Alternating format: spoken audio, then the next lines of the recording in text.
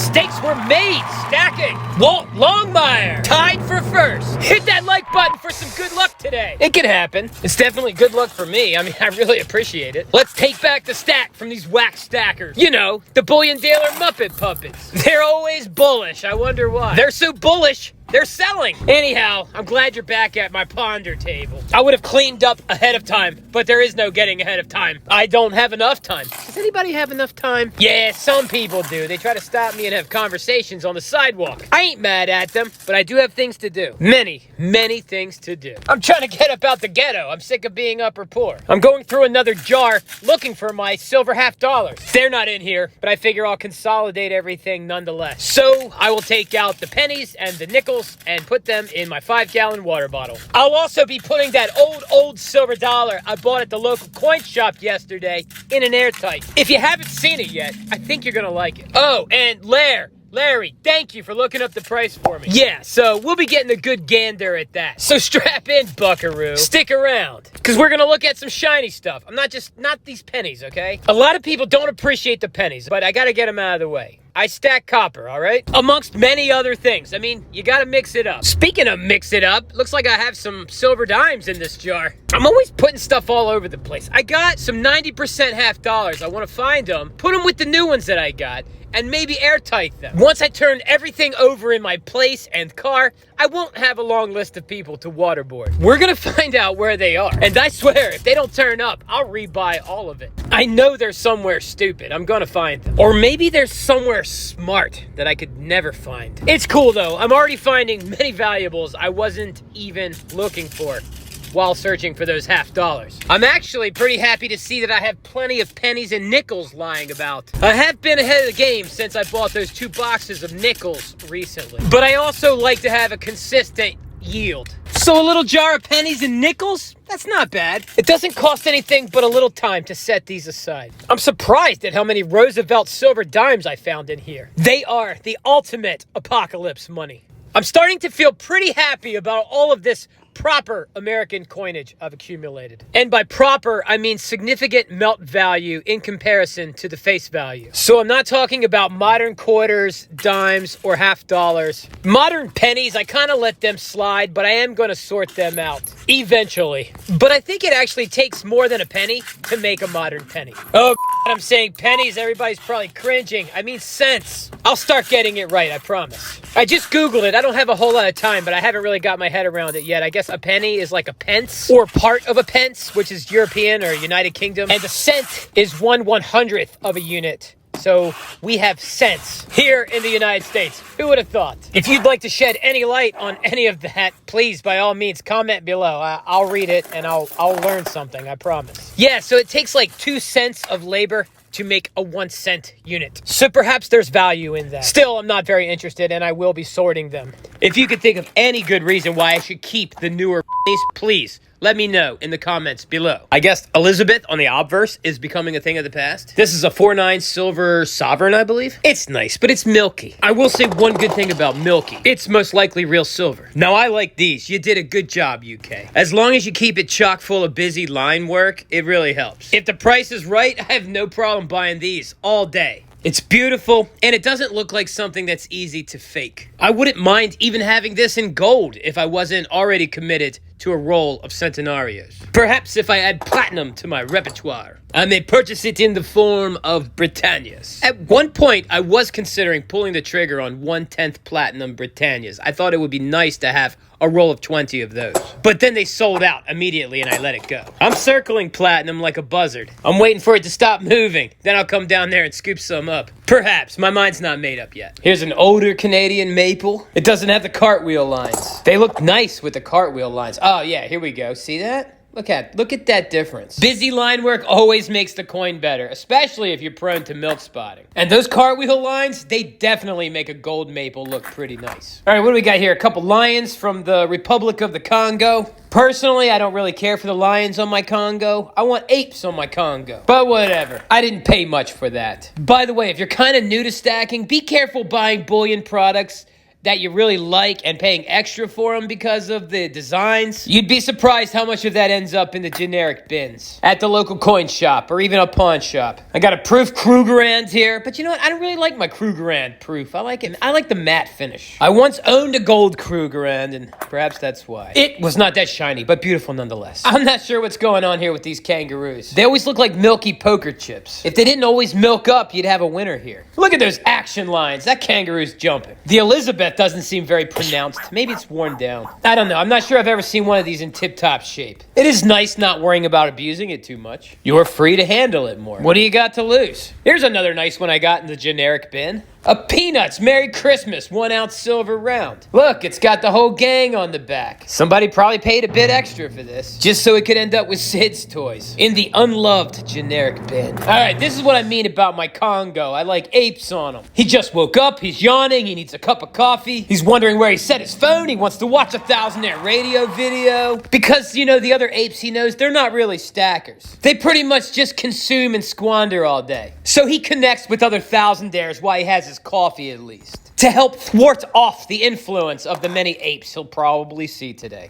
All right, I think this is my favorite one in here. This is a 1 ounce silver, 10 pesos from the Republic de Cuba. Some of you might know it as Cuba. I heard you can't even get these on eBay because of the trade embargo. So instead of wondering, I'll look it up right now. Yeah, no, there's none on here. I'm looking on eBay right now. I don't see any. I like items that are hard to get. Who doesn't? Now, make no mistake, I'm not a big fan of Cuba or anything. I mean, if you aim missiles at my country, you shouldn't even be there anymore. You should just be a water hole. Nevertheless, I like collecting coins from around the world with some intrinsic value. All right, for you, the one person that's still here, let me know what you think of that Cuban silver coin in the comments below. All right, these pennies and nickels are going in my kitchen 5-gallon water bottle. I want that one to be the fullest first because it's near my front door. So I want it to be the heaviest and hardest to move. Oh, if you are still here and you haven't hit the like button yet, can you please hit the like button for me? I need you to raise me up so I become like this YouTube giant. And then we will spread the 1000-air philosophy and stackerism throughout the world, unbiased by bullion dealers and mining companies. That way, we'll have integrity. And we have money. It's going to be one heck of a community. We're still small. We're not projected to take over the world till sometime next year. All right, for all you regulars, this is Silver Dollar Week 49. I turned the filter off so we can get a really nice, genuine look at it. I like the filter. It makes my gold, copper, coffee thermos, and cash look better.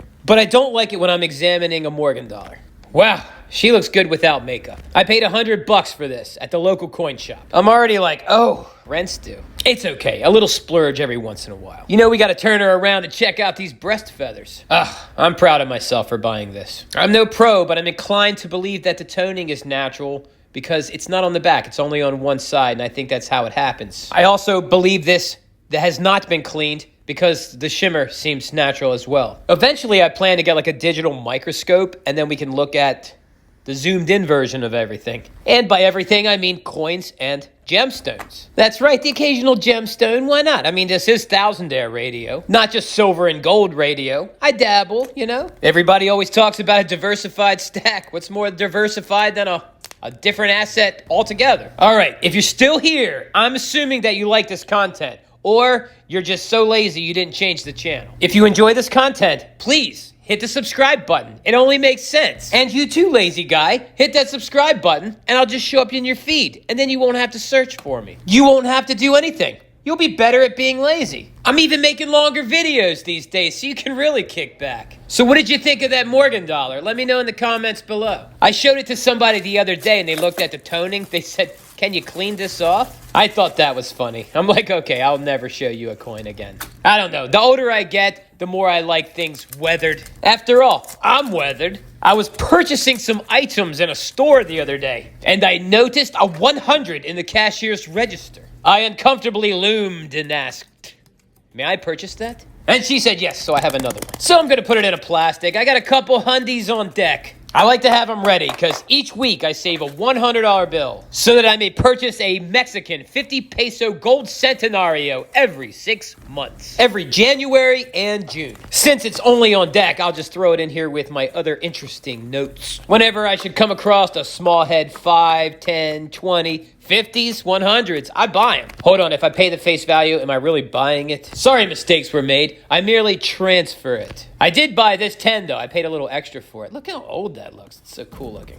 I like to keep a significant portion of my wealth in cash. And anything I accumulate in a significant amount eventually becomes diversified. I keep my cash in very ready to spend hundies. I pick up some neato old notes every once in a while. I'll still spend them if I really have to. But they're nestled fairly deep inside the onion. The outer layer being my bank account. I also have a credit card. And the core of the onion, the part I definitely don't want to spend, would be my 5-gallon water bottles full of nickels and pennies. After all, I believe them to be my most valuable of cash. And the most cumbersome to spend. Is that a paradox? There's definitely a little sweet and sour going on there. I like this 20. In fact, I like old 20s. My dad would send me an allowance of $20 every 2 weeks. And in those days, if you had a 20, you could do things. Like, say, buy a pretty decent transformer. Back then, a transformer was like a toy robot that could turn into a car or a jet plane. Very different from the transformers you got now. Yeah, lots of different transformers these days. You could buy a bunch of junk at the corner store back then, too, for that much. You could make quite a bit of snack trips with an Andrew Jackson back then. That's for sure. But some things never change. Oh, man, I swear I'm not pouring this coffee on the table on purpose. It is good luck, though.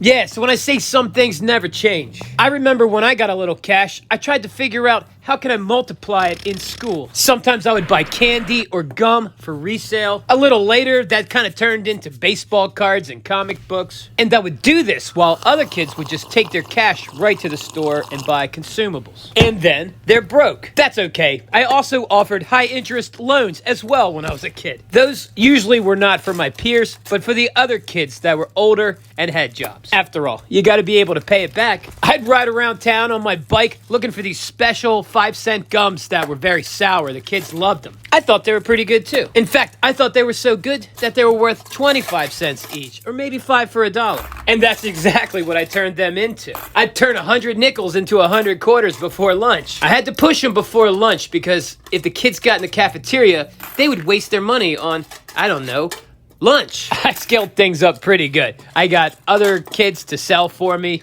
After all, you need to push it all before lunch, so I would get them to sell in other classrooms. I had these invoice forms and manila envelopes full of product. They would sign for it early in the morning. And later in the day after school, you either had the money, the product, or the combination of money and product that you needed. Everything was great. We were eating at nice restaurants after school every day, pretty much. I'd show up to the Little League games with fat money knots, and I'd buy sodas for everyone. And then it all came crashing down. One of my salespeople ratted me out. But the principal was very impressed with my paperwork. That's what he said to my mother, who had to come in, or else I was suspended. Can you believe this is how they treated a young, aspiring entrepreneur? I was kidding about everything coming crashing down. I just made some adjustments. Needless to say, I fired that sales guy. I insulated myself a little better from the regulators. I also focused on building a little bit more rapport with them as well. Couldn't hurt. I can't say I've ever bribed a principal, but maybe a teacher or two.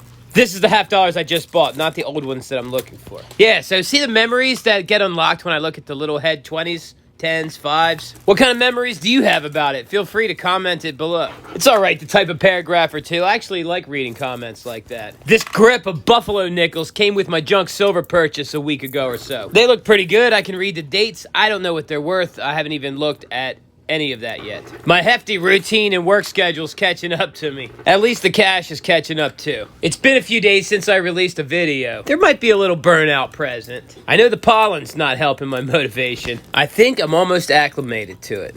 All right, let's tune into a couple thousandaires. Motivation Incorporated writes, right, you've inspired me. I'll start a bullion dealer and miner company sponsor-free channel. Stand by for my first amateur attempt. Do it, Motivation Incorporated. The prophecy is that many channels will spawn from the Thousandaire radio channel and become much greater. It's a fate that I look forward to. When stacking channels become great again, then I can kick back and watch a lot of them. AH Gameplay writes, channel, but not this one. It's my crappy gaming channel. When my stacker channel is up, I'll let you know. I'm gonna tell him you gave me permission. AH Gameplay, I'll be waiting and ready to help. When I bought that silver a week ago or so, he gave me a bag of Indian head pennies. I haven't looked any of them up yet. I have no clue what they're worth. Another one from AH Gameplay. You bring up an interesting point and made me think of the big shots I used to listen to back 11 to 8 years ago. You know what? They didn't have sponsors. I don't think they had Google AdSense or it was a new phenomenon. The information was dead nuts on and always backed with facts. Guys like Hyperport, little videos that gave you the daily price spot, fluctuations, and the top news moving to prices. Short, sweet, concise. Then in the evening, he'd break out the Fibonacci. Today's guys, I've not seen one break out the Fibonacci on a chart and show the actual movement and then draw a correlation as to why. Sad. And here you come talking real truth about the possibility of them being beholden to sponsors and affiliates and products. I'm all for making a buck, especially if YouTube is your bread and butter. But preying on people's fear and validating is just slimy AF. Bring me back to the old schoolers. Those guys were pioneers in this great friggin' content, friendo. My guy, or whatever you kids are saying. Nowadays, LOL. If you're still here, let me know what you think about that comment in the comments below. If you enjoyed this, I mean, come on, you did hit the like button, right? After all, that's going to be how you put your nail in the coffin of the things we're just talking about. This went on for a while. I don't even know if I'll be able to render this video on my phone. I guess we'll see, because that's it. That is it! Thousandaire Radio, wicked job.